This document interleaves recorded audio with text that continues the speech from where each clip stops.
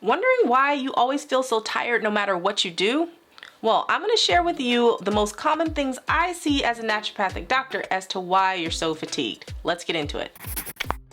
Welcome to my channel. My name is Dr. Jessica. I'm a naturopathic doctor, an acupuncturist, and a health coach. And I help busy and overwhelmed clients deal with stress, anxiety, fatigue, poor sleep, and other symptoms of burnout. Be sure to subscribe to this channel so that you can know when I post new videos on this topic every week. When it comes to troubleshooting fatigue and why you feel so low energy, there are so many different angles to approach it from, but I always like to go back to the basics. So number one thing is to rule out any underlying conditions that may be contributing to your fatigue.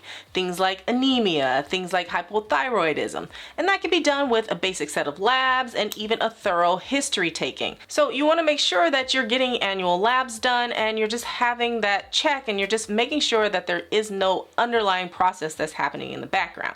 Okay, that's red flag or step number one.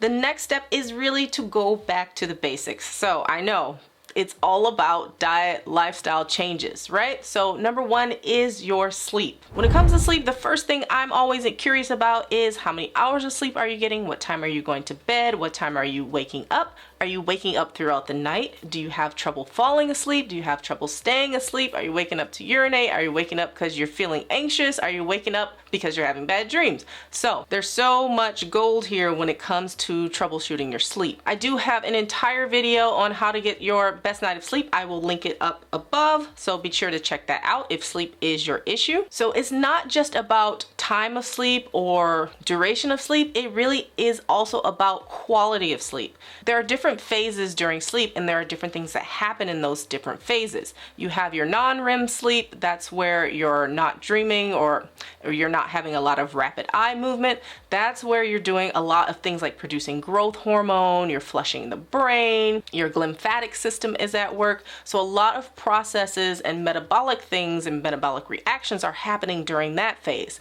As we age, that stage of sleep tends to shrink, or the time we spend in that phase tends to shrink. But there are things you can do to make sure that you can increase that phase as much as possible. So you have your non-REM phase, you have your REM phase, and with each of those phases, you have different kind of subsets as well. So during that non-REM phase, you're having a lot of metabolic processes happening. There's a lot of metabolic cleanup that's happening.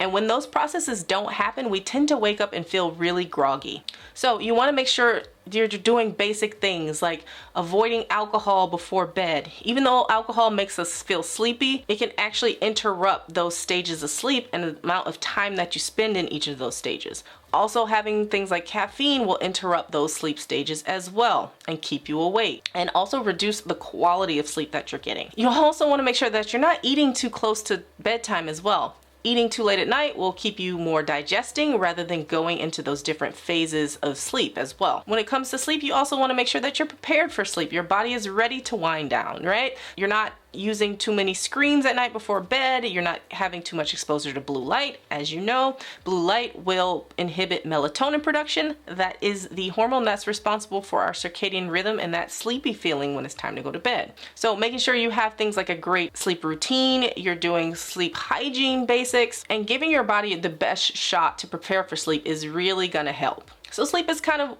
that first basic or that first pillar of troubleshooting why you're feeling really tired. Without getting great quality of sleep, you're not going to feel energized, you're not going to feel energetic, you're not going to have enough energy or to meet your metabolic demands and to go through your day. The next thing that I like to focus on is nutrition. Again, another simple thing, but a lot of people, especially women out there, are not getting enough calories throughout the day, and they don't have a great nutrient macro breakdown. I am a firm believer in making sure that you're getting enough carbs, protein, as well as fats, and having a balanced diet, because your body really does need those macronutrients in order to fuel your body and to fuel all the metabolic processes. Now, that doesn't mean you can't reduce your amount of carbs or reduce your amount of fat or increase your amount of protein.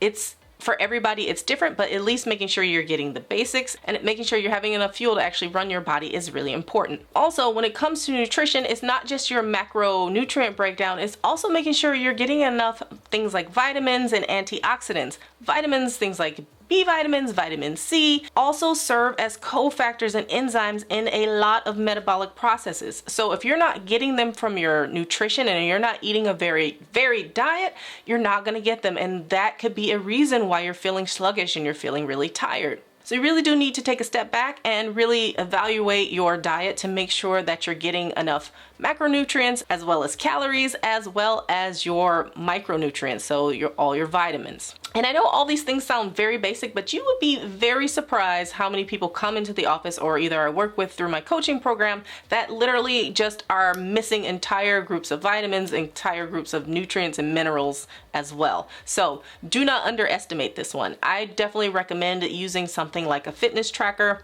or MyFitnessPal to evaluate your diet for at least a week or so. That way you can see where you may be lacking.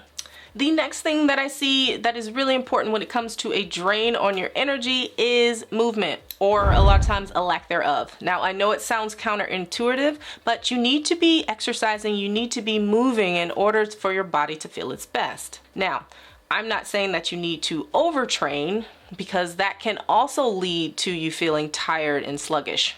But we need a good balance. We know that regular exercise produces many feel-good hormones and many feel-good neurotransmitters as well. So making sure you're getting enough movement throughout the day is gonna help you feel more energized. Yeah, it's gonna take a little bit of extra input for you to get moving, but if you do that regularly, you're gonna feel a lot more energetic and you're gonna feel a lot more vital and feel like you have more energy to get you throughout the day. One of the best things you could also do in regards to exercise is resistance training. Having that lean muscle mass is going to help you also power through your day as well. How do you know if you're overtraining when it comes to exercise? Well, one measure that I like to use is heart rate variability. I actually use it through my Oura ring.